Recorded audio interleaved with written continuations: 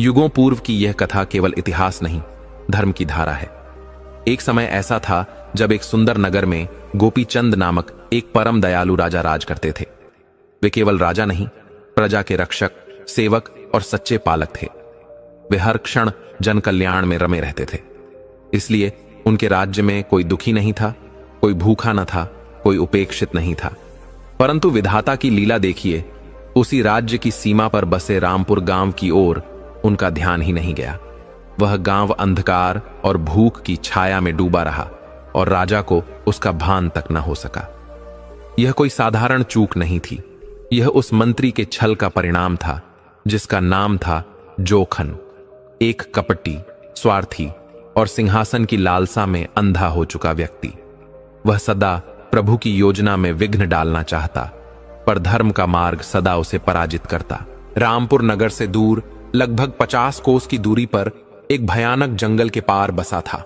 वह जंगल इतना घना और डरावना था कि लोग उसका नाम सुनते ही कांप जाते, और इसी कारण रामपुर जैसे मानो राज्य से कट चुका था। परंतु राजा गोपीचंद, जो कि पूर्णतया शाकाहारी, अहिंसक और ईश्वर के प्रति समर्पित थे, कभी शिकार जैसे पाप के बारे में सोच भी न सकते थे। हालांकि ऐसा सदैव न था। विवाह से पूर्व राजकुमार गोपीचंद को शिकार का अत्यंत शौक था। वे दिन भर वन वन भटकते रहते, प्राणियों का वध करते, और यह सब उन्हें एक वीरता प्रतीत होता। यह देखकर उस समय के वृद्ध राजा चिंतित हो उठे। तभी राजमहल की एक वृद्ध दासी ने एक उपाय सुझाया। उसने कहा, राजन, यदि आप चाहते हैं कि राजकुमार धर्म के पथ पर लौट आएं, तो उनका विवाह अमरपुर की धर्मपरायण कन्या मेधिनी से कर दीजिए। वह पुण्यात्मा है, सच्चरित्र है, और उसकी उपस्थिति स्वयं ही राजकुमार को परिवर्तित कर देगी। यह ईश्वरीय प्रेरणा थी। राजा ने वही किया। राजकुमार का विवाह राजकुमारी मेधिनी से कर दिया गया, और शीघ्र ही वे राज्य की रानी बनकर महल में आ गई। गोपीचंद को राजपाट सौंपा गया और वे राजा बन गए। परंतु पुरानी वासनाएं शीघ्र नहीं छूटती। शिकार का मोह अब भी बना हुआ था, और रानी, जो धर्म की मूर्ति थी, सात्विक भोजन करती, किसी भी प्राणी की पीड़ा से द्रवित हो जाती। वे हर दिन राजा को हिंसा में लिप्त देखकर व्यथित हो जाती। उनका हृदय मानो भीतर ही भीतर तपने लगा। वे सोचने लगी, क्या उनका विवाह धर्म के विपरीत हो गया? तब उन्होंने अपनी पीड़ा उसी वृद्ध दासी से साझा की। दासी ने जो उत्तर दिया वह केवल उपदेश नहीं, सनातन सत्य था। वह बोली, रानी जी, जीवन में कुछ भी आरंभ से पूर्ण नहीं होता।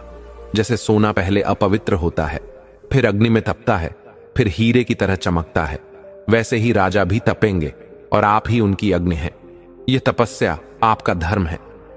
रानी ने वह वचन अपने अंतर में धारण कर लिया, और एक दिन जब राजा रात्रि में शिकार से लौटे तो रानी ने अपने हाथ को हल्का सा चाकू से घायल कर लिया।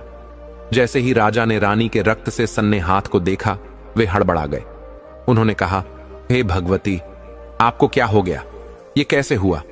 आप पीड़ा में होंगी, मैं अभी वैद्य को बुलाता हूं। पर रानी केवल मुस्कुराई। वह मुस्कान एक स्त्री की नहीं थी, वह धर्म की शक्ति थी। वह बोली, राजन, यह तो एक छोटी सी खरोंच है, पर आप इतने व्याकुल क्यों हैं? आप तो हर रोज इससे कहीं अधिक रक्त बहते देखते हैं, निरीह प्राणियों को तड़प तड़प कर मरते देखते हैं, तब तो वैद्य को नहीं बुलाते। फिर आज यह पीड़ा इतनी बड़ी क्यों प्रतीत हो रही है? राजा बोले, क्योंकि आप मेरी धर्मपत्नी हैं। यदि आपको कुछ हो गया तो मेरा जीवन अधूरा हो जाएगा। रानी ने गहराई से देखा और कहा, फिर उन प्राणियों के लिए यह संवेदना क्यों नहीं, जिनके लिए आप स्वयं काल बन जाते हैं? यदि मुझे कुछ हो गया तो कोई और रानी मिल जाएगी, परंतु उस पशु को तो कोई नया जीवन नहीं मिल सकता।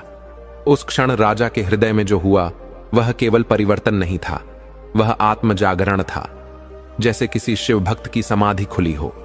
वही क्षण जब हिंसा की चाह, रजोगुण का मोह और अज्ञानता का घना आवरण पिघलता है। वही क्षण जब एक पत्नी अपने पति को, एक रानी अपने राजा को, एक स्त्री एक पुरुष को और एक आत्मा दूसरे को धर्म की ओर लौटा लाती है। वह क्षण आज भी अर्पित है उन सभी को जो किसी प्रिय को धर्म मार्ग पर लाना चाहते हैं। वह क्षण कहता है, कभी उपदेश से नहीं, केवल प्रेम, त्याग और करुणा से ही आत्मा को जगाया जा सकता है। यही सनातन धर्म की परंपरा है और यही इस कथा का परम सत्य। राजकुमार की आंखों में उस क्षण जो वेदना थी वह केवल पश्चाताप नहीं, आत्मा की पुकार थी। उन्होंने रानी की ओर देखा और बोले, नहीं रानी, मैं आपसे प्रेम करता हूं, ऐसा प्रेम जो किसी और की कल्पना भी नहीं कर सकता। पर रानी के शब्दों में आज एक तपस्विनी की गंभीरता थी। उन्होंने गहन दृष्टि से देखा और कहा, यदि यह प्रेम सच्चा होता तो आप मुझे पीड़ा देने वाला कोई कार्य न करते। मेरे विचार, मेरी भावना, मेरी पसंद को जानने का कभी प्रयास तो करते, पर आपको तो इन सब से कभी फुर्सत ही नहीं मिली। राजकुमार स्तब्ध हो गए। वह क्षण जिसमें पहले कभी रानी क्रोधित होती थी, आज उसी क्षण में वह शांति से अपने धर्म की बात कह रही थी। राजकुमार ने तुरंत अपने वस्त्र के पटके से रानी का रक्त बहता हाथ बांध दिया, पर रानी ने कहा, अब इस दिखावटी प्रेम की आवश्यकता नहीं है। राजकुमार का स्वर भीग गया। उन्होंने कहा, रानी, मेरा यह प्रेम दिखावटी नहीं है, मैं आपसे सच्चा प्रेम करता हूं। यदि मेरी शिकार की आदत आपको कष्ट देती है तो मैं आज से ही वचन देता हूं, मैं जीवन में कभी शिकार नहीं करूंगा, कभी किसी प्राणी की हिंसा नहीं करूंगा और मांसाहार का तो विचार भी नहीं करूंगा। मैं ऐसा कोई कार्य नहीं करूंगा जिससे आपको पीड़ा पहुंचे। रानी को बस यही सुनना था। वह शांत भाव से बोली, आप पहले स्वयं को बदलने का प्रयास कीजिए, फिर मेरे पास आइए। अभी कृपया यहां से चले जाइए, मुझे मेरे एकांत में रहने दीजिए। राजा ने हाथ जोड़कर बड़े नम्र भाव से कहा, रानी, आप मेरी धर्मपत्नी हैं। मैं अपनी गलती को आपके समक्ष स्वीकार कर चुका हूं। मैं अपने जीवन में सुधार का वचन भी दे चुका हूं। मैं अब सचमुच बदल गया हूं। यदि ये बातें आपको पहले से खटकती थीं तो आप उस समय कह देती। अब 1 महीने बाद कह रही हैं तो मुझे दुख है कि मेरे कारण आपको इतने दिन पीड़ा सहनी पड़ी, पर अब आगे केवल आपकी इच्छा मानी जाएगी। रानी ने मधुर और सरल स्वर में कहा, मैं यह नहीं चाहती कि मैं आपके राज्य पर कोई अधिकार या हुकूमत चलाऊं। मुझे सिर्फ आपसे संबंध है, न कि आपके राज्यपाट से। मैं राज्य के कार्यों में कोई हस्तक्षेप नहीं करूंगी, ताकि कोई यह न कहे कि राजा केवल रानी की ही बात मानते हैं। ये शब्द केवल किसी पत्नी के नहीं थे, यह उस स्त्री के थे जिसने धर्म का मर्म जान लिया था। और उसी क्षण से राजा गोपीचंद वास्तव में बदल गए। अब वे केवल राजा नहीं रहे, अब वे उस धर्म के पथिक बन चुके थे जो करुणा और संयम से चलता है। वे पूर्ण रूप से शुद्ध सात्विक जीवन जीने लगे। उन्होंने कभी अपने वचनों को नहीं तोड़ा। वे अब एक पुत्र और एक पुत्री के पिता भी बन चुके थे, जो धीरे धीरे समझदार हो रहे थे। परंतु संसार में जब एक ओर धर्म जागता है तो दूसरी ओर अधर्म भी अपना माया जाल फैलाता है। मंत्री जोखन अब भी सत्ता की कामना में रचा पचा हुआ था। वह निरंतर षड्यंत्र रचता रहा, पर ईश्वर की कृपा से कभी सफल न हो सका। अब तो वह राजकुमार और राजकुमारी को भी अपने मार्ग की बाधा मानने लगा था और उन्हें भी हटाने की योजना बनाने लगा। उधर रामपुर गांव, जो अभी भी अंधकार और उपेक्षा में था, वहां मंत्री के आदेश से राजा के विरुद्ध भ्रामक बातें फैलाई जा रही थीं। पर धर्म का स्वर अंततः सबसे ऊंचा होता है और एक दिन वह स्वर उन घने जंगलों को भी पार करेगा जहां अभी तक अधर्म का वास है। क्योंकि जहां प्रेम सच्चा होता है वहां धर्म स्वयं अवतरित होता है। जहां नारी की पीड़ा मौन होकर भी बोलती है वहां आत्मा जागती है। और जहां पुरुष उस पुकार को सुनकर अपने पापों से विमुख होता है वहां से सनातन धर्म की यात्रा आरंभ होती है। यही इस कथा की आत्मा है, यही उसका पुण्य। गांव के लोग सरल हृदय, सीधे और भोले थे। उनमें कपट का नाम तक नहीं था और इसी निश्चलता का दुरुपयोग मंत्री जोखन ने किया। उसने छलपूर्वक उनके विश्वास को अपने स्वार्थ का साधन बना लिया। जो सुविधाएं राजमहल से प्रजा तक पहुंचनी चाहिए थीं, वह उन तक कभी पहुंच ही न सकी, क्योंकि मंत्री ने उन्हें रास्ते में ही रोक दिया। गांव बहुत बड़ा था, लगभग 45,000 लोग उसमें बसते थे, परंतु सब एक ही अंधकार में जीते रहे। मंत्री के छल और कपट ने उन सबको दरिद्र बना डाला। मंत्री गांव वालों से कहता, राजा गोपीचंद बड़ा निर्दयी है। वह तुम सबकी कमाई का आधा हिस्सा जबरन छीन लेता है। वह स्त्रियों पर भी बुरी दृष्टि रखता है और फिर स्वयं को उनका रक्षक बनाकर कहता, मैं तो बस 1/3 कर ही वसूलता हूं और तुम्हें राजा से बचाए रखता हूं। भोले लोग उसकी बातों में आ जाते और उसे ही सच्चा हितैषी मान बैठते। वे कभी नगर की ओर नहीं आते थे, जैसे वहां जाना ही पाप हो। जो आवश्यकता होती वे उसे दूसरे राज्य खड़गपुर से पूरी करते, वहीं जाकर वस्तुएं खरीदते, बेचते और फिर लौट आते। उसी गांव में एक चंद्र नामक किसान रहता था। उसका विवाह संयोग से सुंदरपुर नगर में हुआ था। उसकी पत्नी जब से रामपुर आई थी कभी मायके नहीं लौटी, क्योंकि उसके मायके में अब कोई था ही नहीं, न माता, न पिता, न भाई, न बहन। अब वह जाती भी तो किसके पास? उसे 20 वर्ष हो चुके थे इस गांव में रहते हुए। जब वह मायके में थी तब गोपीचंद के पिता राजा थे। अब गोपीचंद स्वयं राजा बन चुके थे। उसने सुना था कि राजा गोपीचंद बहुत कठोर हो गए हैं, इसीलिए उसने सुंदरपुर की ओर लौटने की बात कभी नहीं सोची। वह चंद्र के साथ और एक बेटे के साथ रहती थी। चंद्र अपनी पत्नी से अत्यंत प्रेम करता था। 20 वर्षों में उसने कभी पत्नी को अकेला छोड़कर बाहर कदम तक नहीं रखा। अब उनका पुत्र भी सयाना हो चुका था, पर चंद्र न तो पत्नी से दूर होना चाहता था, न बेटे को परदेश भेजना चाहता था। घर की स्थिति कठिन थी। बड़ी मेहनत के बाद ही 2 वक्त की रोटी जुटती थी। अब तो पुत्र का विवाह भी करना था, परंतु आमदनी इतनी न थी कि घर की दशा सुधर सके। एक दिन चंद्र की पत्नी जंगल से लकड़ियां लेकर लौट रही थी। तभी रास्ते में उसकी एक पुरानी सखी मिल गई। वह सखी खड़गपुर ब्याही गई थी। वह मायके से ससुराल लौट रही थी, तभी दोनों की भेंट हुई। वर्षों बाद सखियों ने एक दूजे को देखा और मिलन की उस घड़ी में जैसे बीते समय की पीड़ा बोल उठी। चंद्र की पत्नी ने दुखी स्वर में कहा, बहन, तुम तो ठीक जगह ब्याही गई हो। तुम्हारा खड़गपुर तो अच्छा है, पर हमारा राजा दोपचंद, वह गोपीचंद को यही नाम मानती थी, बड़ा ही निर्दयी है। वह तो प्रजा का खून चूस लेता है। सहेली चौंकी, बोली, बहन, यह क्या कह रही हो? शायद तुम अपने नगर कभी गई ही नहीं। अरे, गोपीचंद जैसा राजा तो अब कोई नहीं है। वह तो रात्रि दिन प्रजा की सेवा में रत रहते हैं।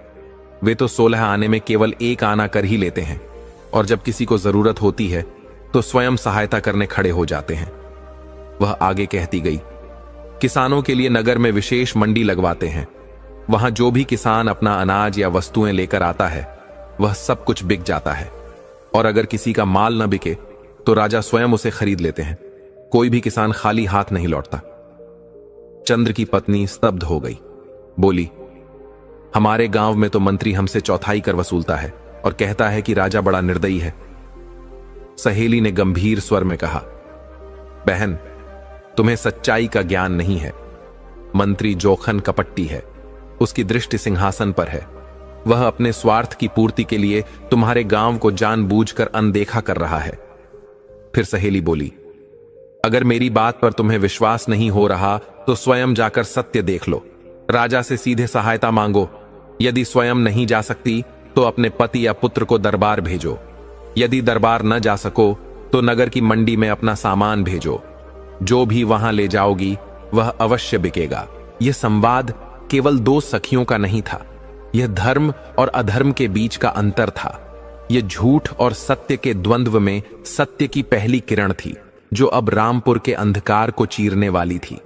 यह वह क्षण था जब किसी स्त्री के माध्यम से पूरी पीढ़ी की नियति बदलने वाली थी, क्योंकि जहां सत्य बोला जाता है वहां प्रकाश को आने से कोई नहीं रोक सकता।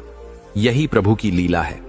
स्त्री ने जब सहेली की बात सुनी तो भीतर कुछ जाग उठा, एक विश्वास, एक नई आशा। वह घर लौटी और प्रभु को साक्षी मानकर अपने पति चंद्र से बोली, आज मेरी एक सहेली मिली थी। वह नगर की बातें बता रही थी। हम जिस राजा को कठोर समझते हैं वह वास्तव में वैसे नहीं है। वे तो बड़े दयालु, करुणामयी और धर्मात्मा हैं। यहां का मंत्री ही है जो अपने स्वार्थवश लोगों से अनुचित कर वसूल रहा है।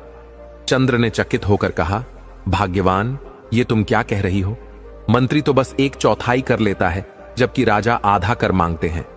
पत्नी ने श्रद्धा और विश्वास से कहा, नहीं, हमारे धर्मात्मा राजा तो 16 आने में केवल 1 आना ही कर लेते हैं। चंद्र को विश्वास न हुआ, बोला, भाग्यवान, तुम भी ना सुनी सुनाई बातों पर सहज ही भरोसा कर लेती हो। इतना कम कर कोई लेता है भला? पत्नी ने प्रेम और धैर्य से कहा, यदि मेरी बात पर विश्वास नहीं तो नगर जाकर देखो। जो बाजार वहां राजा ने लगवाए हैं उनमें जो भी सामान होता है सब बिक जाता है, और यदि न भी बिके तो स्वयं राजा उसे खरीद लेते हैं। आप भी कुछ सामान लेकर मंडी जाओ। चंद्र ने स्नेह से कहा, भाग्यवान, तुम जानती हो ना कि मैं तुम्हें छोड़कर कहीं नहीं जा सकता। पत्नी ने करुणा और दृढ़ता से कहा, कुछ तो विचार करो। हमारा बेटा सयाना हो गया है, पर आप अब भी अपने पुराने मोह में बंधे हो। मैं भाग थोड़े ही रही हूं जो मेरी रखवाली करनी है। आप तो बस कुछ दिनों के लिए जा रहे हो। आपके जाने के बाद बेटा मेरे साथ रहेगा। हम मां बेटा घर संभाल लेंगे। अब तो सुना है जंगल के पार से नगर तक तांगा भी चलने लगा है। आप शीघ्र लौट आओगे। बस 3 दिन की बात है। चंद्र ने विह्वल होकर कहा, भाग्यवान, मैं तो तुमसे 3 घंटे दूर नहीं रह सकता, और तुम कह रही हो 3 दिन। यह मुझसे ना होगा। पत्नी मुस्कुराई, पर आंखों में चिंता थी। तो फिर ठीक है, मैं ही चली जाती हूं। चंद्र घबरा गया, बोला, नहीं नहीं, तुम भी नहीं जा सकती। इन भावनाओं से भरे वार्तालाप को उनका पुत्र अंगद चुपचाप सुन रहा था। उसने अपने भीतर के धर्म को जागृत किया और पिता से कहा, पिताजी, आप क्यों चिंता करते हैं? मैं हूं ना, मैं ही नगर चला जाऊंगा। चंद्र ने स्नेह में भीगे स्वर में कहा, नहीं बेटा, तू हमारा इकलौता पुत्र है। तुझे इतनी दूर अकेला कैसे भेज सकते हैं? पत्नी ने दृढ़ता से कहा, यदि हम सब यूं ही एक जगह जकड़े बैठे रहेंगे तो भूख से मर जाएंगे। जीवन में उन्नति के लिए त्याग और परिश्रम तो करना ही पड़ता है। बीते 20 वर्षों से हम अपने जीवन में कोई परिवर्तन नहीं देख रहे। आज भी वही हैं जहां कल थे। जब तक हम में से कोई बाहर नहीं निकलेगा तब तक रोटी भी दुर्लभ रहेगी। अंगद की आंखों में भक्ति और कर्तव्य का तेज था। वह बोला, मां, जब बेटा सयाना हो जाता है तो उसका धर्म बनता है कि वह मां बाप की सेवा करे। आप दोनों घर पर रहिए, अपना ध्यान रखिए और मुझे नगर जाने की आज्ञा दीजिए। माता पिता का हृदय बेटे से प्रेम से भरा था, फिर भी धर्म की भावना में बंधकर उन्होंने आज्ञा दे दी। बोले, बेटा 1-2 दिन ही रुकना, जल्दी लौट आना। अंगद सुंदर नगर की ओर चल पड़ा, पर जब मार्ग पर आगे बढ़ा तो विचार आया, अरे मैं नगर तो जा रहा हूं, पर मेरे पास बेचने के लिए कुछ भी नहीं है। मां बाप ने तो बस कह दिया, जाकर बेच आओ, लेकिन क्या बेचूं? मन घबराया। आगे जंगल आया तो सोचा, चलो लकड़ी की एक गठरी ही ले लूं, पर कुल्हाड़ी नहीं थी। फिर सोचा कुछ फल तोड़ लूं, पर टोकरी नहीं थी। वह खाली हाथ ही आगे बढ़ता गया। चलते चलते उसने देखा कि एक घायल तोता जमीन पर पड़ा है और एक बांझ पक्षी उसे खाने की फिराक में है। यह दृश्य देखकर अंगद का हृदय दया और करुणा से भर उठा। उसने छोटा सा पत्थर उठाया और बांझ को भगाने के लिए फेंका। पक्षी उड़ गया। तब वह उस घायल तोते के पास गया और प्रेम से बोला, तू मेरे साथ चल, मैं तेरा उपचार करूंगा। अंगद को कुछ औषधियों का ज्ञान था। उसने प्रेम पूर्वक औषधियां लगाईं। जैसे ही औषधि लगी, एक चमत्कार हो गया। तोते के सारे घाव भर गए। अंगद चकित रह गया। सोचने लगा, यह कैसे हुआ? घाव तो भरने में सप्ताह लगते हैं। ये कोई साधारण पक्षी नहीं लगता। कहीं ये कोई मायावी जीव तो नहीं?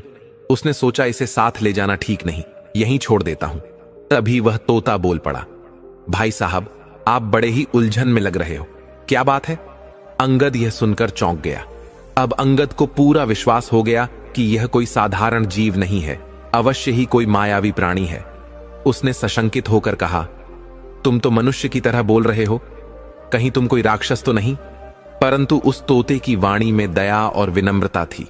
बोला, नहीं भाई, मैं कोई राक्षस नहीं हूं। मैं एक साधु महात्मा का सेवक हूं, उन्हीं का तोता हूं। उन्हीं की कृपा से मनुष्यों की भाषा बोलना सीख गया हूं। आपने मुझ पर दया की, मेरी सेवा की और उस दुष्ट बांझ पक्षी से मेरी रक्षा की। मैं कृतज्ञ हूं। सोच रहा हूं आपको कैसे धन्यवाद दूं। अंगद ने संकोच में कहा, बस मेरे पीछे मत आओ, यही बहुत है। तोता मुस्कुराया और बोला, अरे भाई, आप तो बड़े डरपोक निकले। मैं कोई अनर्थ नहीं करूंगा, बल्कि आपके बहुत काम आ सकता हूं। आप राजा की मंडी जा रहे हो, यह मैं जानता हूं, लेकिन बताओ, वहां बेचोगे क्या? आपके पास तो कुछ भी नहीं है, इसलिए मुझे साथ ले चलिए, मंडी में बेच देना। बस एक बात का ध्यान रखना, मुझे यूं ही सस्ते में मत बेचना। मेरी कीमत है 1000 स्वर्ण मुद्राएं। अंगद को आश्चर्य हुआ। आपको कैसे पता कि मैं मंडी जा रहा हूं और कोई आपको इतने दाम में क्यों खरीदेगा? तोता बोला, मैं पहले ही कह चुका हूं कि मैं साधु का तोता हूं। मुझे भविष्यवाणी आती है। राजा मुझे देखकर ही खरीद लेंगे, क्योंकि मैं उनकी बहुत सहायता कर सकता हूं। आप चिंता न करें, बस मुझे साथ ले चलिए और मंडी में बेच दीजिए। अंगद ने आश्चर्य से पूछा, आप स्वयं बिकना क्यों चाहते हो? तोता बोला, क्योंकि किसी भी प्राणी को किसी का आर्नी नहीं रहना चाहिए। आपने मेरी जान बचाई है, मेरे ऊपर उपकार किया है। अब मुझे उस उपकार से मुक्त होना है, इसलिए मेरा बिकना आवश्यक है। अंगद ने यह सब प्रभु की इच्छा मानकर उस तोते को अपने साथ लिया और सुंदर नगर की ओर चल पड़ा। नगर पहुंचा तो देखा एक विशाल और सुंदर बाजार लगा हुआ है। लोग बड़ी प्रसन्नता से खरीदारी कर रहे थे और किसान अपने सामान संतोषपूर्वक बेच रहे थे। अंगद भी एक कोने में बैठ गया और पुकारने लगा, तोता ले लो, बोलने वाला तोता। लोग रुकते, देखते और पूछते, भाई कितने का है तोता? अंगद उत्तर देता, सिर्फ 1000 स्वर्ण मुद्राएं। दाम सुनते ही लोग हंस पड़ते, अरे पागल हो गया है क्या? भला कोई तोता इतने दाम में बिकता है? तोते तो दर्जनों के हिसाब से कुछ आने में मिल जाते हैं। कुछ लोग हंसते हुए चले जाते, कुछ तिरस्कार करते और कुछ चुपचाप बढ़ जाते। पूरा दिन बीत गया पर किसी ने तोता नहीं खरीदा। बाजार वीरान होने लगा। अब वहां बस एक बाजार रक्षक और अंगद ही रह गए। अंगद ने उदासी से कहा, लोग तो कहते थे कि इस बाजार में सब कुछ बिकता है, पर मुझे तो कुछ भी नहीं बिका। लगता है खाली हाथ ही लौटना पड़ेगा। ने मुस्कुराते हुए सांत्वना दी, भैया निराश मत हो, अभी राजा आएंगे, फिर देखना क्या होता है। और सचमुच कुछ ही समय बाद राजा अपने मंत्री के साथ मंडी में पधारे। उन्होंने जैसे ही बाजार का भ्रमण आरंभ किया, उनकी दृष्टि अंगद पर पड़ी, जो एक अनुपम तोते को गोद में लिए शांत भाव से बैठा था। राजा ने स्नेहपूर्वक पूछा, वत्स, क्या तुम्हारा यह तोता नहीं बिका? अंगद ने हाथ जोड़कर श्रद्धा से उत्तर दिया, महाराज, कोई ऐसा नहीं मिला जिसकी औकात हो कि इसे खरीद सके। राजा मुस्कुराए और पूछा, तो बताओ इस तोते की कीमत क्या रखी है? अंगद ने नम्रता से कहा, महाराज, इसकी कीमत तो मात्र 1000 स्वर्ण मुद्राएं रखी है। राजा बोले, केवल 1000? तो इसका अर्थ यह हुआ कि इसकी वास्तविक कीमत तो उससे कहीं अधिक है। अंगद ने आदर से कहा, महाराज, सत्य तो यह है कि इस तोते की कीमत अनमोल है। जो मैंने कहा वह तो बस एक प्रतीक है। तभी मंत्री जोखन बीच में बोल पड़ा, महाराज, यह बालक तो मुझे पागल लगता है। एक साधारण तोता और इसकी कीमत 1000 स्वर्ण मुद्राएं। भला कोई भी तोता 2-4 स्वर्ण मुद्रा से अधिक का होता है? यह बालक आपको ठगने आया है। मेरी राय है इसे बंदी गृह में डलवा दीजिए। उसी समय जब राजा बाजार में विचरण कर रहे थे, रानी जी भी उनके साथ आई थीं। जैसे ही उन्होंने मंत्री की कटु और अविवेकी वाणी सुनी, उनका अंतकरण व्यथित हो उठा। उनके वचनों में गंभीरता और करुणा झलकने लगी। उन्होंने शांत भाव से कहा, मंत्री जी, किसी भी वस्तु की सही कीमत आंकना सहज कार्य नहीं है। यह तो उस पर निर्भर करता है जिसे वह प्रिय हो। किसी को यह तोता व्यर्थ प्रतीत हो सकता है तो वह एक कौड़ी भी नहीं देगा, पर जिसने इसे हृदय से स्वीकार किया उसके लिए 1000 स्वर्ण मुद्राएं भी कम है, और यह तोता मुझे प्रिय है। रानी ने स्नेहपूर्वक अंगद से वह तोता 1000 स्वर्ण मुद्रा में ले लिया। उसी क्षण तोता अंगद से बोला, वत्स, अब तुम अपने घर लौट जाओ, पर स्मरण रहे तुम्हारी यात्रा यहीं समाप्त नहीं हुई है। समय आएगा जब पुनः तुम्हारी आवश्यकता होगी, और उस दिन तुम कहीं अधिक बड़ा लाभ प्राप्त करोगे। अंगद ने उस अवसर को प्रभु की इच्छा माना और तोते को श्रद्धा से रानी को सौंप दिया। अगले दिन वह तांगा लेकर अपने गांव की ओर लौट गया। जब उसके माता पिता को यह समाचार मिला कि उनका पुत्र राजा की मंडी में एक बोलने वाला तोता 1000 स्वर्ण मुद्रा में बेच आया है, तो उनका हृदय आनंद से भर गया। बोले, हमारा पुत्र तो अत्यंत बुद्धिमान निकला। जो कार्य हम जीवन भर न कर सके वह इसने सहज भाव से कर दिखाया। उधर रानी महल में उस तोते को अत्यंत स्नेहपूर्वक रखती थीं, परंतु अब मंत्री की दृष्टि भी उस तोते पर ठहर गई। उसके मन में प्रश्न उठने लगे, इस साधारण दिखने वाले तोते में ऐसा क्या है जो रानी ने इतनी भारी कीमत दे दी? रानी तो अत्यंत बुद्धिमती हैं। वे कोई भी निर्णय बिना सोच विचार के नहीं करती। अच्छा हुआ कि राजा केवल मेरी बातों को मानते हैं और रानी से कभी परामर्श नहीं लेते। यदि ऐसा होता तो अब तक मेरा सारा छल खुल चुका होता। राज्य में इस समय राजकुमार युवावस्था में पहुंच चुके थे। उनके हृदय में राज्य की सीमाओं को देखने की तीव्र इच्छा थी। वे विशेष रूप से उत्तर दिशा के उस घने वन को देखना चाहते थे जहां मंत्री प्रायः जाता था।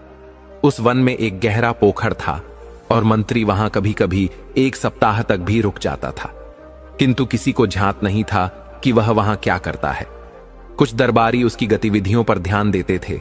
उन्हें संदेह था कि मंत्री किसी गुप्त योजना को साकार कर रहा है, परंतु राजा के अत्यंत विश्वास पात्र होने के कारण वे कुछ बोल नहीं सकते थे। यह जानकर कि राजा को शिकायत देना अपने जीवन को संकट में डालना है, वे मौन थे। रानी की एक विश्वसनीय दासी भी मंत्री की गतिविधियों पर दृष्टि रखे हुए थी, परंतु अभी तक उसे कोई ठोस प्रमाण नहीं मिला था। एक दिन राजकुमार ने अपने पिता से निवेदन किया, पिताजी, कृपा करके मुझे अपने राज्य की सीमाएं दिखाइए। मैं जानना चाहता हूं कि हमारा राज्य कहां तक फैला है। राजा ने स्नेहपूर्वक कहा, वत्स, पिछले 20 वर्षों से मैं महल से बाहर नहीं गया हूं। मैंने अपनी पत्नी को वचन दिया था कि बिना अति आवश्यक कारण के महल से बाहर नहीं जाऊंगा। तब से महल में ही रहता हूं। राज्य का समस्त कार्यभार हमारे मंत्री जोखन जी के हाथों में है। वे मेरे छोटे भ्राता तुल्य हैं। मैं उन पर इतना विश्वास करता हूं कि शायद अपने आप पर भी नहीं करता। तुम चाहो तो मंत्री जी के साथ जाकर राज्य की सीमाओं और विशेषकर वनों का निरीक्षण कर सकते हो। राजा ने प्रेम पूर्वक मंत्री से कहा, मंत्री जी, कृपया आप हमारे राजकुमार को राज्य भ्रमण कराइए। अब हम वृद्ध हो चले हैं और आप भी। कल को यह राजकुमार इस राज्य का उत्तराधिकारी बनेगा और आपका पुत्र जयंत उसका मंत्री। तब हम दोनों अपने धर्मपत्नी के साथ किसी एकांत वन में प्रभु का भजन कीर्तन करेंगे और शांति का जीवन व्यतीत करेंगे। मंत्री ने सिर झुकाकर विनम्रता से कहा, महाराज, यह तो आपका अत्यंत शुभ विचार है। आपने सदैव मेरा सम्मान रखा है। यह मेरा सौभाग्य है कि मुझे आपकी सेवा का अवसर मिला। मैं कल ही प्रातः राजकुमार को लेकर राज्य दर्शन के लिए निकल जाऊंगा। वह राजमहल से लौटकर अपने घर गया और अपनी पत्नी से बोला, भाग्यवान, अब वह समय समीप है जब हमारा पुत्र इस राज्य का राजा बनेगा और राजकुमारी हमारी बहू। पत्नी चौंक पड़ी। अरे, आपने ऐसा क्या कर दिया जो राजकुमार को हटाकर हमारा पुत्र राजा बनने वाला है? मंत्री ने कुटिलता से मुस्कुराते हुए कहा, भाग्यवान, तुम बस देखते जाओ आगे क्या होता है। परंतु उसने अपनी योजना का संपूर्ण रहस्य पत्नी को नहीं बताया। अगले दिन प्रातः मंत्री राजकुमार को साथ लेकर राज्य भ्रमण को निकल पड़ा। उसने भ्रमण की शुरुआत राज्य के उत्तर दिशा में स्थित उस वन से की जिसे लोग पोखर वन कहते थे। उस वन में एक रहस्यमयी गुफा थी जिसके विषय में लोक में मान्यता थी कि वहां कोई भयानक दैत्य निवास करता है। प्रजा उस गुफा के समीप भी नहीं फटकती थी। वर्षों से वह स्थान एक रहस्य और भय का केंद्र बना हुआ था, परंतु राजकुमार को इसकी जानकारी नहीं थी। वह तो निश्चल और सरल मन से मंत्री पर पूर्ण विश्वास करता था। जब वे दोनों उस घने वन में पहुंचे, राजकुमार के मन में कौतूहल जागा। क्या इस वन में कोई विशेष स्थान है जो अत्यंत सुंदर और रमणीय हो? मंत्री ने सधे स्वर में कहा, राजकुमार, इस वन में एक ऐसा अद्भुत स्थान है जिसे यदि आप एक बार देख लेंगे तो बार बार आने की अभिलाषा होगी। राजकुमार ने सरल हृदय से कहा, तो फिर मुझे वही स्थान दिखाइए। मंत्री उसे धीरे धीरे उस रहस्यमयी गुफा के समीप ले गया और बोला, यही है वह स्थान। आप इसके भीतर जाइए, अपनी आंखों से इसका सौंदर्य निहारिए।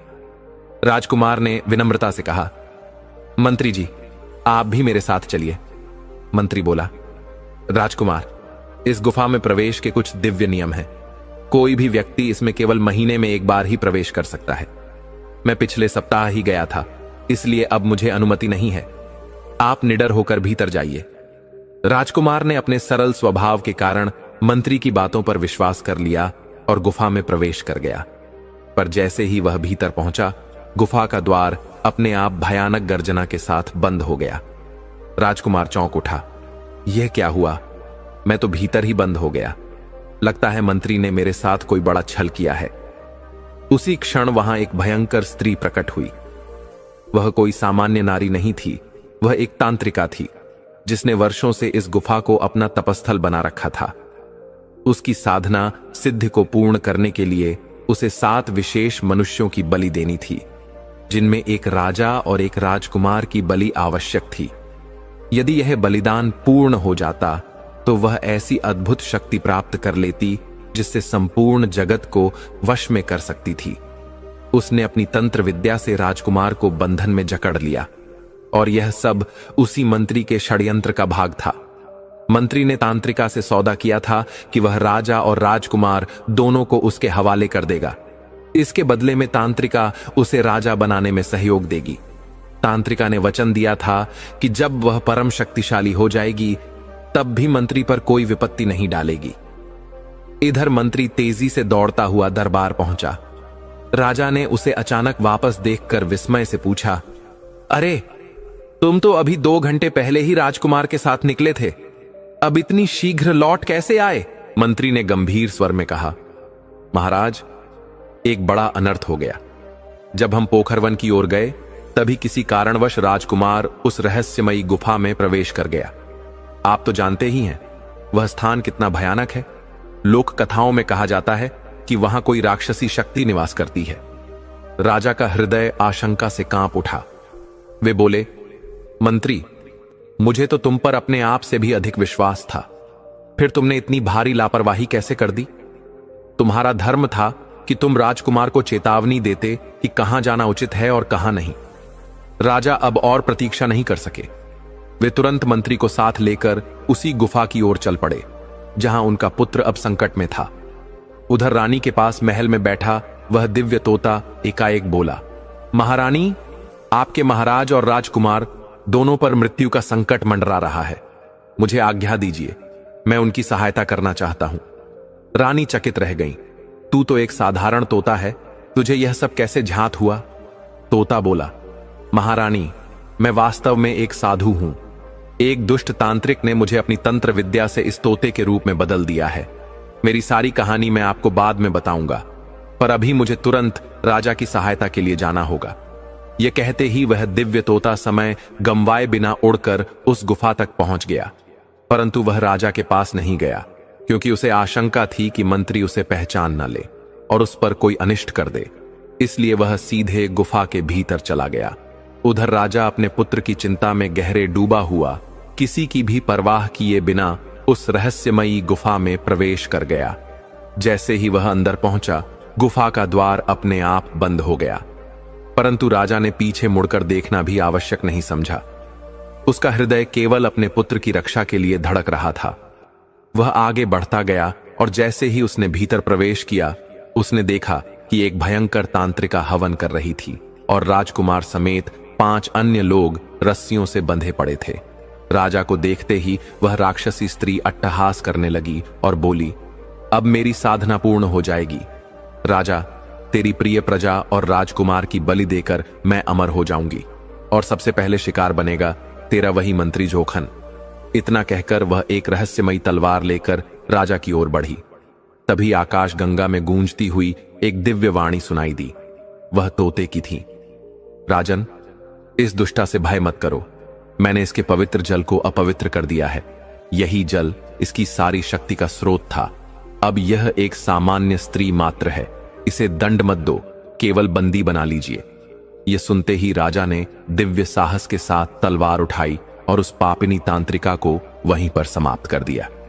तोता बोला, राजन, आपने जो किया वह धर्म था, परंतु यह जान लीजिए कि तांत्रिका ने राजकुमार के प्राणों को एक रहस्यमयी स्थान में कैद कर दिया है। उसकी मृत्यु से वे प्राण संकट में हैं।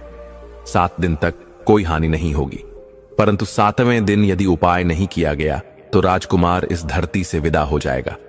राजा ने आश्चर्य से पूछा, तोता, क्या तुम वही हो जिसे मेरी रानी पाल रही है? तोता विनम्रता से बोला, हां महाराज, मैं वही सेवक हूं और उसी प्रेम और सेवा के रण से प्रेरित होकर आपकी सहायता को आया हूं, पर अभी संकट टला नहीं है। तांत्रिका मरने से पहले गुफा का द्वार बंद कर गई है और अब इसे खोलना सहज नहीं है। हमें उपाय खोजना होगा। तोता राजा को द्वार के समीप ले गया और बोला, राजन, यह गुफा साधारण नहीं है। मैं इस द्वार पर उसी अपवित्र जल को छिड़कूंगा जिससे यह गुफा सदा के लिए नष्ट हो जाएगी। राजा ने विश्वास पूर्वक उसकी बात मानी। जो 5 प्रजा के लोग बंधे थे वे भी अब राजा के साथ खड़े हो गए। सबके सहयोग से उस जल को गुफा पर छिड़का गया और जैसे ही जल पड़ा पूरी गुफा तिरोहित हो गई। सभी जीवित बचे बाहर आ गए। उन्होंने अपने प्राणों की रक्षा के लिए राजा को बारंबार धन्यवाद दिया। उधर मंत्री के मन में पक्का विश्वास हो चुका था कि राजा और राजकुमार अब जीवित नहीं हैं। वह मन ही मन प्रसन्न हो उठा और सोचने लगा कि अब यह समस्त राज्य उसी का हो गया। परंतु एक बाधा थी। रानी की स्वीकृति के बिना वह राजा घोषित नहीं हो सकता था। वह उदास मुख बनाकर रानी के पास गया और बोला, महारानी, एक दुखद समाचार है। राजा और राजकुमार अब इस संसार में नहीं रहे। मैंने अपनी आंखों से देखा। मैं किसी तरह जान बचाकर लौट पाया। रानी की आंखों में पीड़ा थी, लेकिन मन में अपार विश्वास की लौ जल रही थी। उन्होंने कठोरता से पूछा, महाराज की मृत्यु कैसे हुई? कहां हुई? किसने की? मंत्री बोला, महारानी, उत्तर दिशा की गुफा में एक भयंकर राक्षस रहता है। पहले उसने राजकुमार को मारा और फिर राजा को भी। मैं किसी तरह वहां से बचकर आया हूं। रानी कुछ क्षण मौन रही, फिर बोली, आश्चर्य है कि उस राक्षस ने तुझ जैसे दीन को छोड़ दिया। तेरी बातों में मुझे सत्य की गंध नहीं, कपट की दुर्गंध आती है। जब तक मेरा तोता लौटकर नहीं आता, मैं तेरी किसी बात पर विश्वास नहीं करूंगी।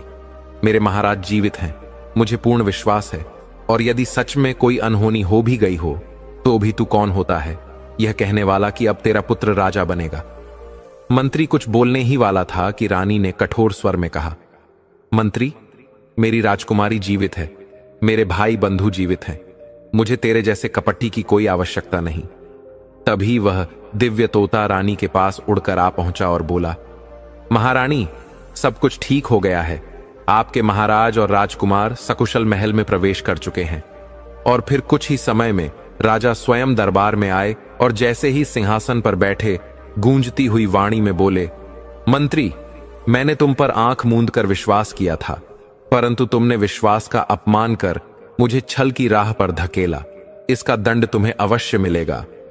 राजा ने सैनिकों को आदेश दिया, इस विश्वासघाती मंत्री को पकड़ो और धरती में गहरा गड्ढा खोदकर उसे जीवित ही उसमें दफना दो। यह दंड नहीं था, यह धर्म था, क्योंकि जहां विश्वास भंग होता है वहां सृष्टि की मर्यादा भी कांप उठती है। और धर्म की रक्षा केवल न्याय नहीं, करुणा से भी होती है। यही श्री हरि की लीला है, जहां एक तोता भी साधु बनकर धर्म की रक्षा करता है। सैनिक मंत्री को पकड़कर ले गए।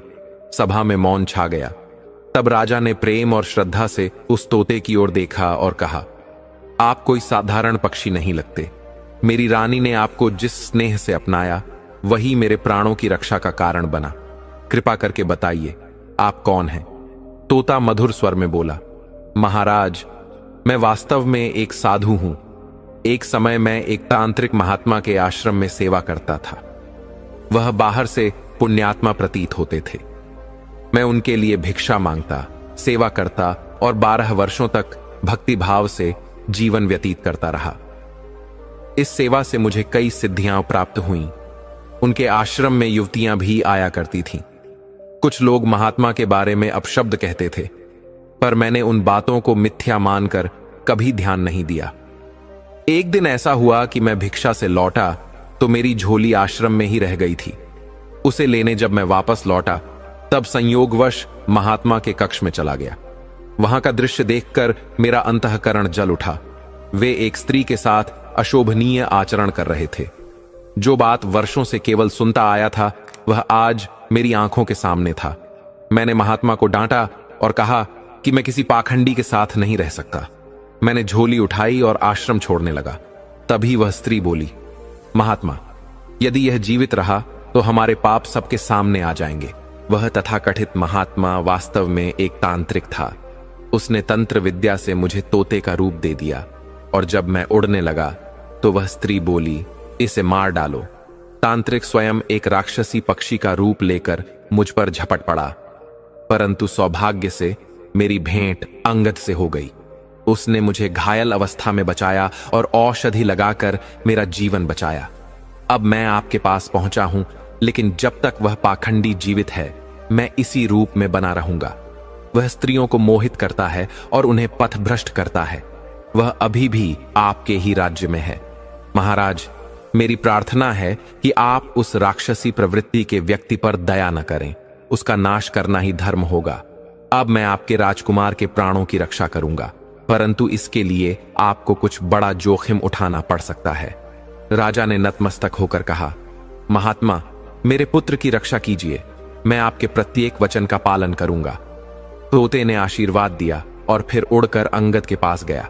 वह बोला, वत्स अंगद, वह समय आ गया है जब तुम्हें एक महत्वपूर्ण कार्य करना है। केवल तुम ही इसे पूरा कर सकते हो। मेरे साथ चलो। वह अंगद को जंगल के मध्य एक प्राचीन बरगद के पास ले गया और कहा, इस पेड़ पर एक घोंसला है जिसमें एक स्वर्ण अंडा रखा है। उसे निकालो और अपने पास सुरक्षित रख लो। फिर चुपचाप घर लौट जाना। मैं राजा से कहूंगा कि नगर में यह घोषणा करवा दें कि जो कोई 2 दिन के भीतर स्वर्ण अंडा राजा को सौंपेगा उससे राजकुमारी का विवाह कर दिया जाएगा। जैसे ही यह घोषणा हुई, तोते ने अंगद से कहा, वत्स, अब तुम स्वर्ण अंडा लेकर राजमहल जाओ। राजकुमारी तुम्हारी पत्नी बनेगी और राजा तुम्हें मंत्री या सेनापति बना देंगे। तुम एक प्रतिष्ठित और सम्मानित व्यक्ति बन जाओगे। अंगद भावुक हो उठा और बोला, तोता जी, आप कोई साधारण पक्षी नहीं लगते। आप तो जैसे कोई देवदूत हैं जो मेरे जीवन में कृपा करने आए हैं। तोते ने मुस्कुराकर कहा, वत्स, तुम यह सब शीघ्र ही जान जाओगे। अभी वही करो जो मैं कहता हूं। यही तुम्हारे कल्याण का मार्ग है। उधर राजा ने अपने विश्वास पात्र सैनिकों को आदेश दिया, उस दुष्ट तांत्रिक को खोज निकालो, लेकिन चतुराई से। वह सीधे सामने नहीं आएगा। सैनिकों ने राजा की भावना को समझा।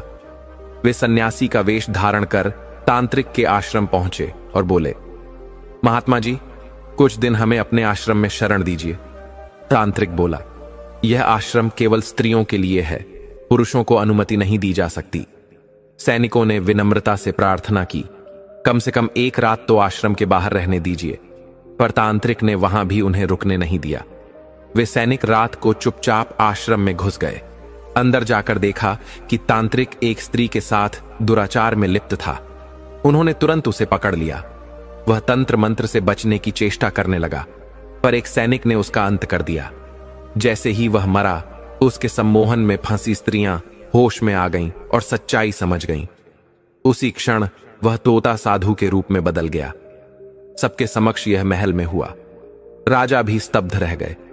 साधु ने हाथ जोड़कर कहा, महाराज, आपने मेरा बहुत उपकार किया है।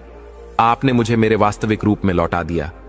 अब मैं बताता हूं कि आपके राजकुमार के प्राण कैसे बचाए जा सकते हैं। उस तांत्रिका ने राजकुमार के प्राणों को एक स्वर्ण अंडे में कैद कर दिया था। वह अब किसी मनुष्य के पास चला गया है। आपके सैनिक उसे नहीं ढूंढ पाएंगे। एक उपाय है, नगर में घोषणा करवा दीजिए कि जो 2 दिन में स्वर्ण अंडा लाएगा उससे राजकुमारी का विवाह होगा। राजा ने चिंतित होकर पूछा, यदि कोई वृद्ध व्यक्ति वह अंडा लेकर आ गया तो राजकुमारी का विवाह उससे कैसे होगा? साधु ने मुस्कुराकर कहा, राजन, आप घोषणा में जोड़ दीजिए कि उम्र के अनुसार उपयुक्त रिश्ता तय होगा। वृद्ध को स्वर्ण मुद्राएं पुरस्कार स्वरूप दी जाएंगी। राजा ने वैसा ही किया। दूसरे दिन अंगद महल पहुंचा। वह साधु को पहचान न सका। साधु ने स्वयं कहा, वत्स अंगद, क्या तुम मुझे नहीं पहचानते? मैं वही तोता हूं जिसे तुमने महारानी को बेचा था। अंगद ने चकित होकर कहा, तोता और साधु, यह बात मेरी समझ से परे है। साधु ने मुस्कुराकर कहा, कोई बात नहीं वत्स, पहले यह बताओ कि तुम क्यों आए हो? अंगद ने सिर झुकाकर कहा, महाराज की घोषणा के अनुसार मैं यह स्वर्ण अंडा लेकर आया हूं। उसने अपने वस्त्र से अंडा निकालकर राजा को अर्पित कर दिया। राजा ने श्रद्धा से उसे साधु के हाथों में सौंपा। साधु ने वह अंडा लेकर अपनी मुनि दृष्टि से देखा और फिर शांत मन से उसे भूमि पर फोड़ दिया। जैसे ही वह अंडा टूटा, उसमें से दिव्य ज्योति की एक तेज रेखा निकली और प्रकाश की तरह उड़ती हुई जाकर सीधा राजकुमार के मुख में समा गई। सभा में उपस्थित सभी जन विस्मय से नतमस्तक हो गए। तब साधु ने अंगद को प्रेम पूर्वक बुलाकर उसकी जीवन गाथा सुनाई और कहा, वत्स, तुम एक सच्चे, साहसी और धर्मनिष्ठ युवक हो। जो बिना किसी स्वार्थ के सेवा करता है, उसी को प्रभु की कृपा प्राप्त होती है। तुम्हें राजा अपनी कन्या का पति बनाएंगे और राज्य का मंत्री भी, क्योंकि इस पद का अधिकारी वही हो सकता है जो अपने कर्तव्य से बड़ा हो। राजा ने भाव विभोर होकर कहा, साधु जी, आप कृपा करके महल में ही निवास करें। हमारे जीवन को आपकी तपस्या और दर्शन से मार्गदर्शन मिलता रहेगा। कृपया हमारे राजगुरु बन जाइए। साधु ने विनम्रता से राजा का आग्रह स्वीकार किया और राजसभा में राजगुरु के रूप में स्थान ग्रहण किया। अंगद अब राजकुमारी का पति बन चुका था और राज्य का सम्मानित मंत्री भी। थोड़े ही समय में राजकुमार का विवाह पड़ोसी राज्य की राजकुमारी से संपन्न हो गया। राज्य का हर कोना मंगलमय हो गया और राजा, रानी तथा उनका संपूर्ण परिवार महल में सुख और शांति से रहने लगे। बंधु, यह कथा केवल मनोरंजन नहीं, बल्कि श्री राम जी की उन 3 दिव्य शिक्षाओं को हमारे हृदय में अंकित करती है, जो यदि कोई मनुष्य अपने जीवन में उतार ले तो उसका जीवन कभी दुख से भर नहीं सकता। पहली सीख, सच्चाई और सेवा का मार्ग कभी व्यर्थ नहीं जाता। अंगद ने बिना किसी लोभ के उस घायल तोते की सेवा की, जो वास्तव में एक सिद्ध साधु था। उस सेवा ने ही उसके भाग्य का द्वार खोल दिया। सेवा और सच्चाई ने उसे राजकुमारी का पति और राज्य का मंत्री बना दिया। यही सनातन सत्य है। निस्वार्थ सेवा और सच्चाई का फल सदा महान होता है।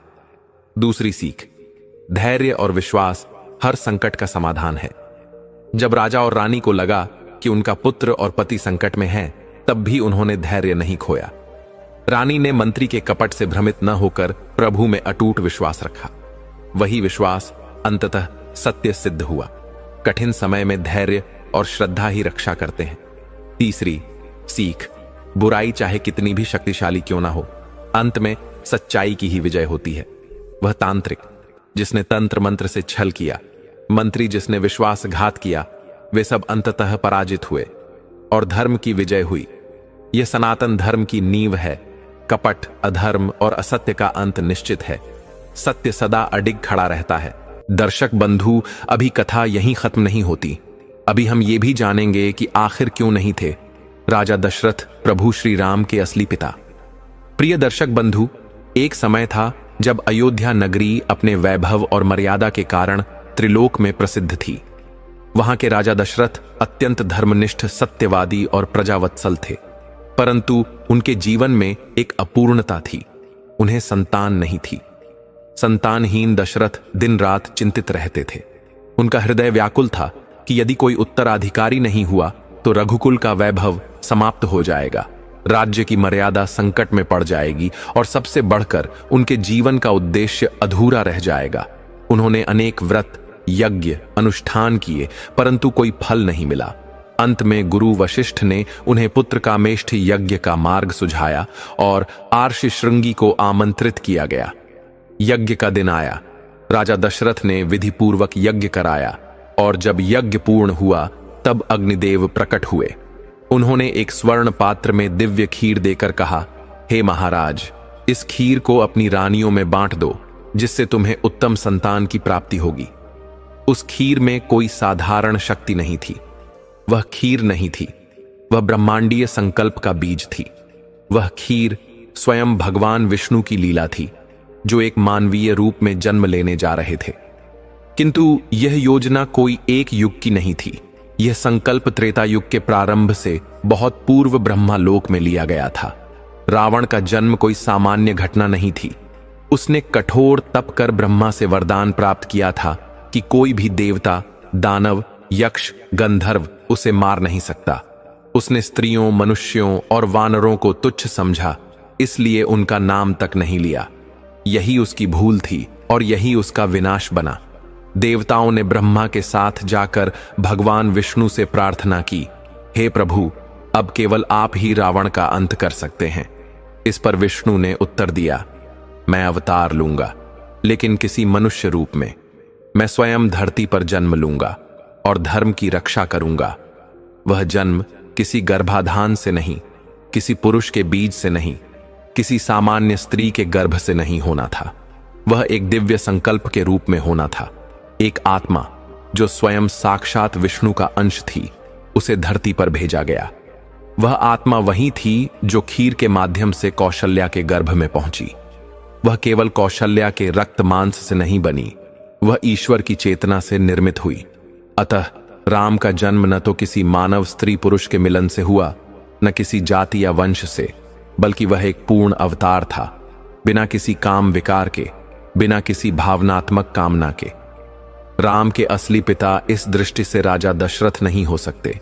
वे केवल एक राजसी व्यवस्था के अंतर्गत पितृत्व का सम्मान पाए, परंतु जो आत्मा स्वयं विष्णु की योजना से प्रकट हुई हो, उसका वास्तविक पिता कोई मनुष्य कैसे हो सकता है? वे स्वयं भगवान विष्णु थे, जिन्होंने राम रूप में अवतार लिया। और यह रहस्य केवल कुछ मनीषियों को ज्ञात था, जैसे महर्षि वशिष्ठ, नारद मुनि और देवर्षि अगस्त्य। वे जानते थे कि श्री राम कोई साधारण बालक नहीं है। उनकी दृष्टि में, उनकी चाल में, उनके बोलने में, उनकी मौनता में, हर भाव में एक दिव्य ऊर्जा थी। वे जब रोते थे तो प्रतीत होता था जैसे स्वयं प्रकृति विलाप कर रही हो, और जब वे मुस्कुराते थे तो ऐसा लगता था मानो ब्रह्मांड ने विश्राम ले लिया हो। जब वे जनकपुरी गए और धनुष तोड़ा तो यह केवल एक विवाह प्रतियोगिता नहीं थी, यह स्वयं ब्रह्मा की बनाई हुई एक योजना थी, जिससे यह प्रमाण हो सके कि राम कोई सामान्य राजकुमार नहीं है। वे जब वनवास गए तो कोई क्रोध नहीं, कोई विषाद नहीं, क्योंकि वे जानते थे कि यह लीला है और हर क्षण एक दिव्य योजना के अनुसार चल रहा है। लक्ष्मण ने भी यह बात बहुत बार अनुभव की थी कि उनके भ्राता राम एक सामान्य मानव नहीं, कोई अद्भुत शक्ति है। जब राम अकेले वन में आरक्षियों के साथ रहते, जब वे पत्थरों से बात करते, पशुओं से संवाद करते, जब वे धरती पर बैठकर मृदा को छूते, तो ऐसा लगता था जैसे सारा ब्रह्मांड उनकी आंखों में समा रहा है।